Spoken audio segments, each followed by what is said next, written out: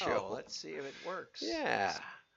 5, 4, 3, 2, 1. I'm John Miglosh for the WDMA, and I'm going to be talking about direct mail today and some other things.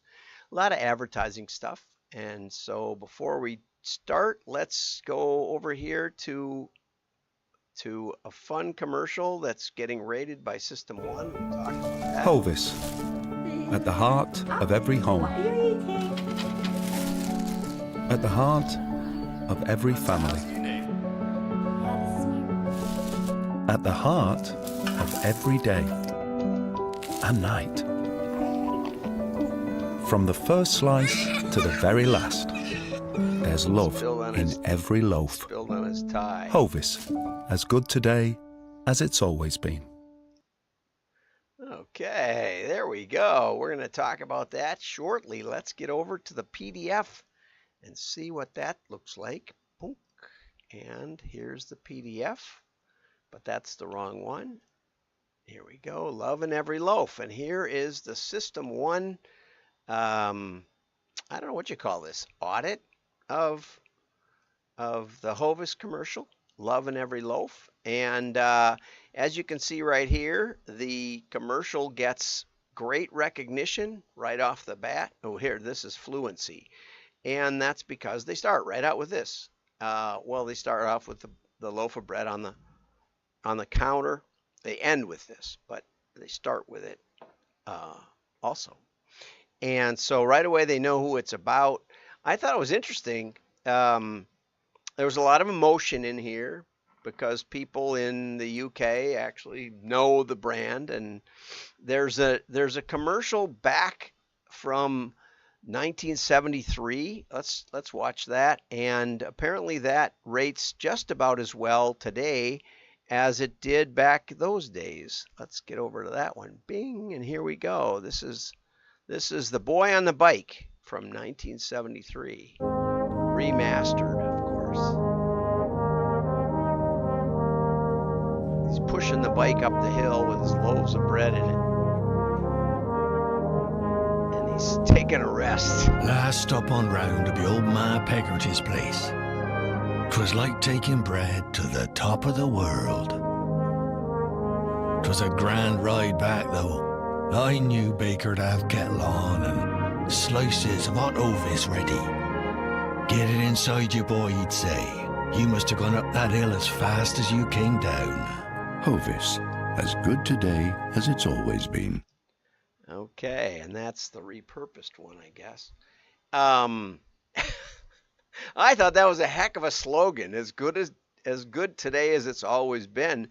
Why? Well, it's funny because I thought it was interesting that there was this red up here is disgust. And why is there disgust for a bread commercial? Well, partly because it's this soft white bread that's probably not very good for you. And I was a little revolted, and to say it's as good today as it's always been. Well, the soft white's probably about the same as the soft. I mean, it really doesn't say much about the quality. Although I watched another Hovis commercial, and it talked about having more whole wheat grain in it than other kinds of bread. I thought that was funny. So it got a strong star rating, 4 out of 5. The spike rating was 148. The average for the bread industry was 130 or something, so it was above average. They really need to change these for data guys. It turns out that when you look at the background information for spike rating, something like 50% are above 1.4.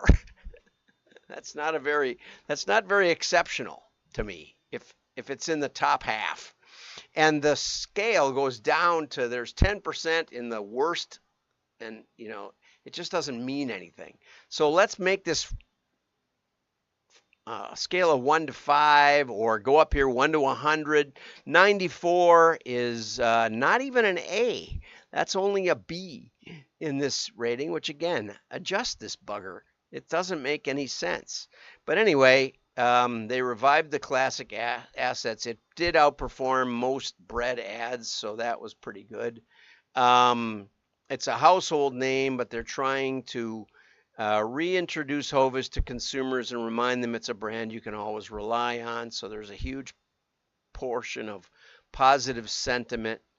The more people feel, the more they buy. I'm not sure that's true either. You know, fear, disgust. I was listening to, well, we'll get to that in a second.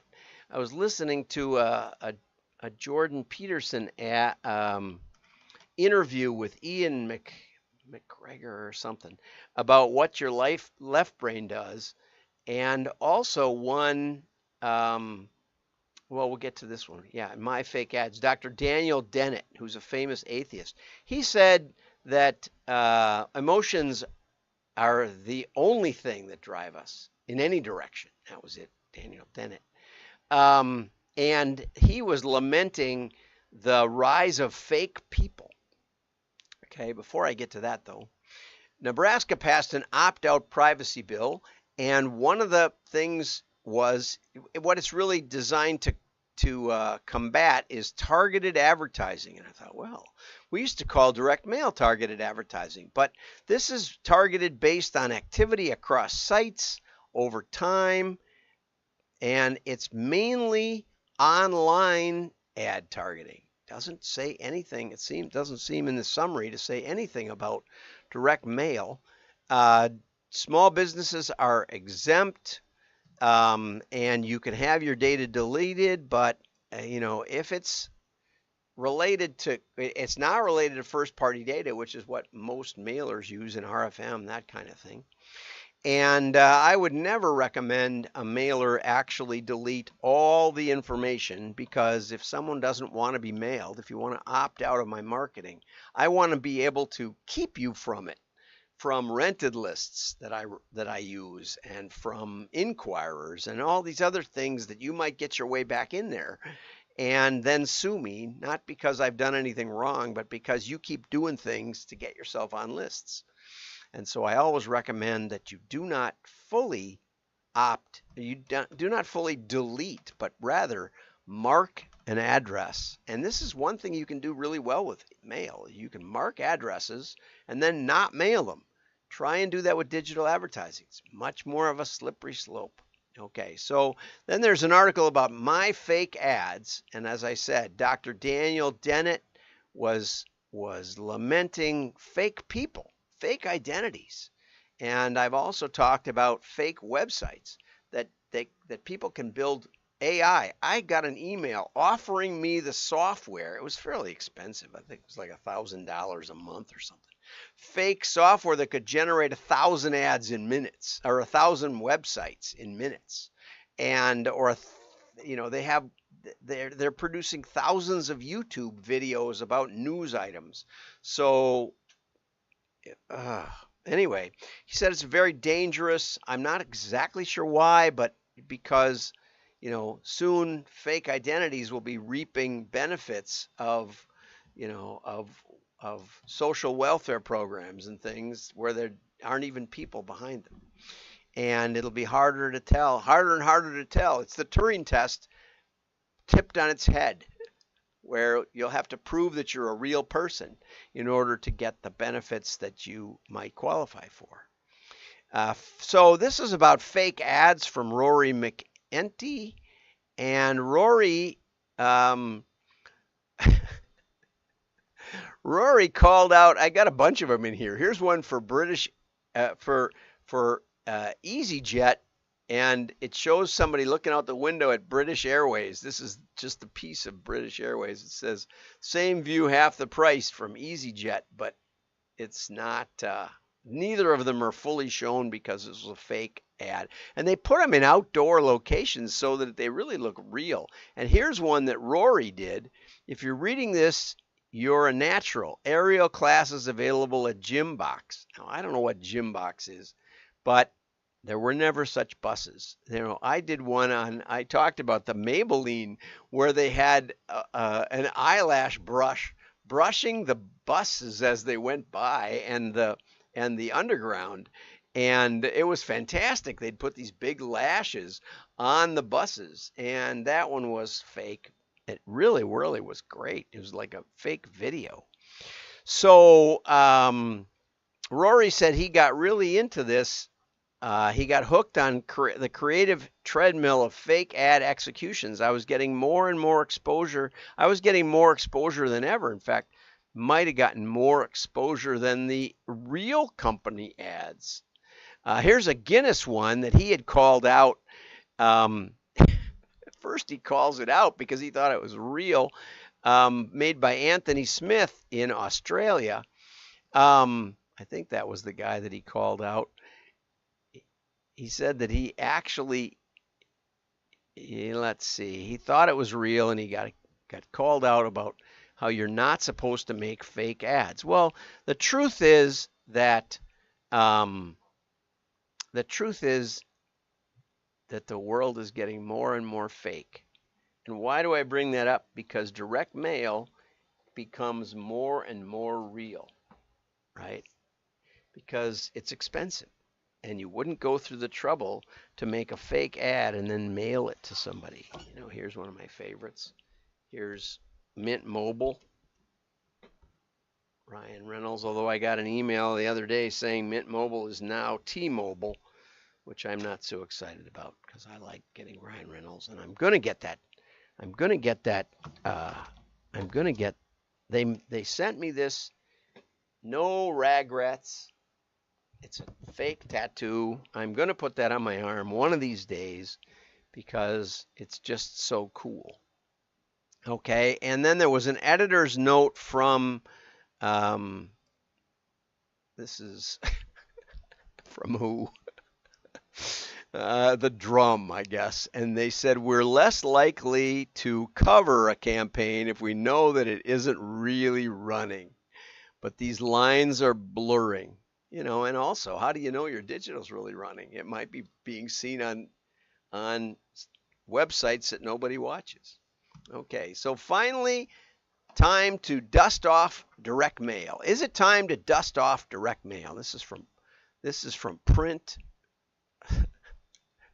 I hope it's from Print. Oh, it said right here. It's from Print Week. And I knew that there was a way to see that from Joe Francis.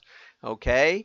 There's a multitude of present-day marketers who have pretty much zero experience in direct mail. You know, I did a talk for some MBA marketing graduates, about 40 of them, and they came up to me. We had an hour of Q&A after, and then we went out to a bar and did 2 more hours of Q&A. And one of the people that came up to me said, not only did we not have a course in direct mail, in all of our marketing, undergrad, and graduate work, we didn't even have one lecture advocating mail.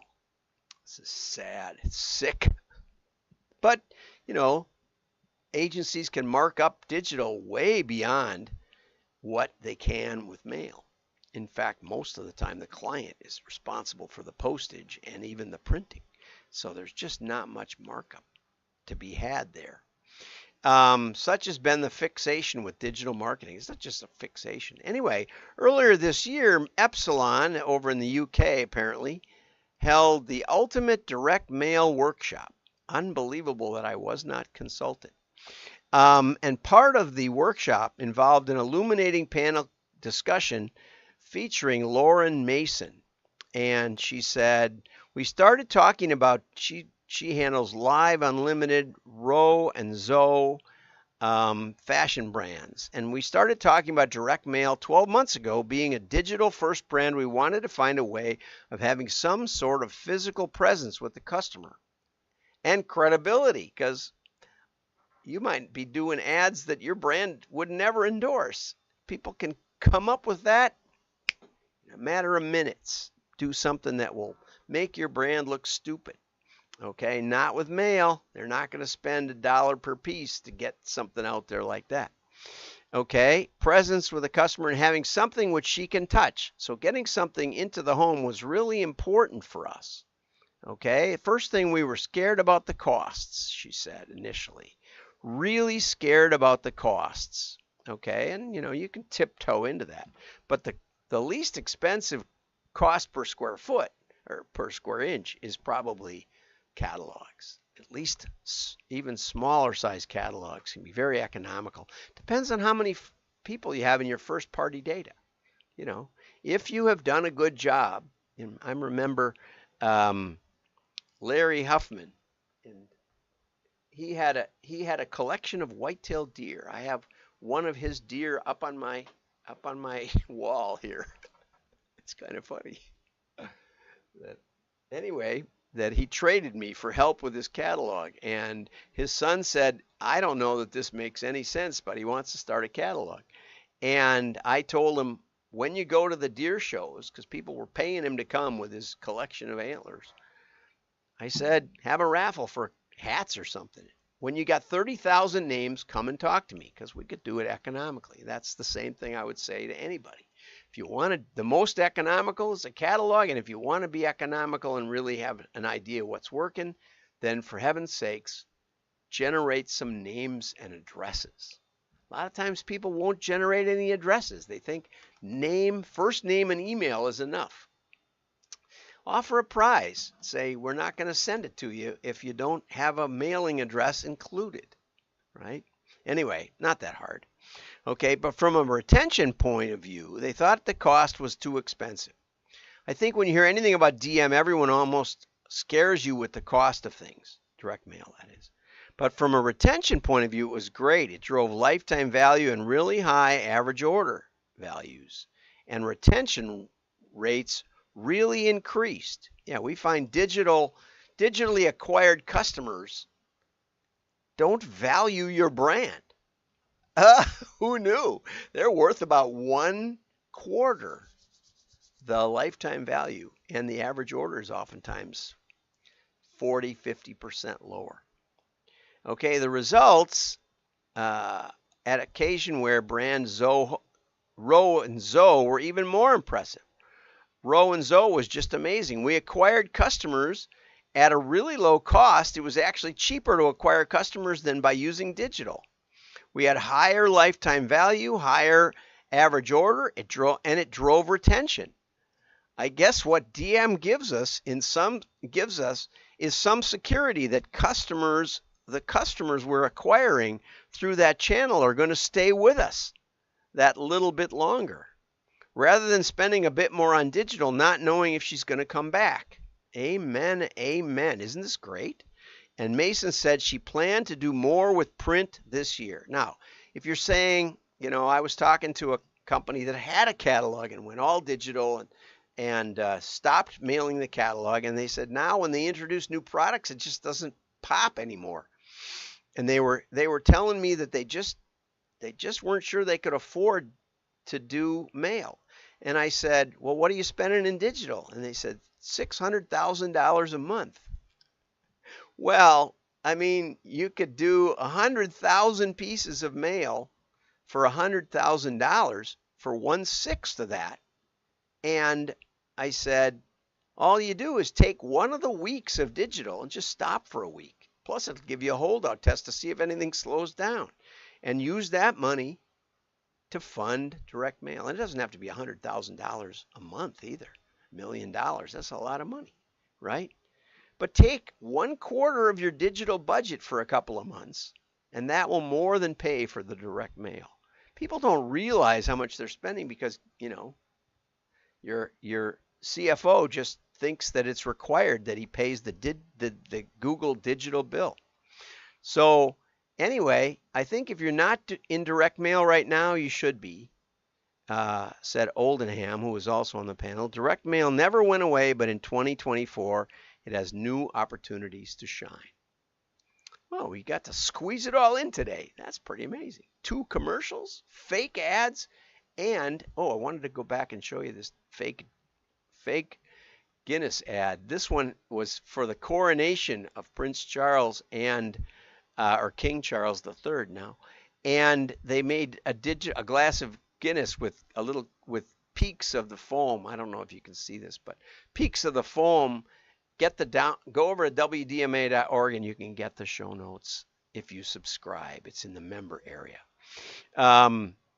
And people wondered why an Irish brand would care about the coronation of an English king. But anyway, it was fake.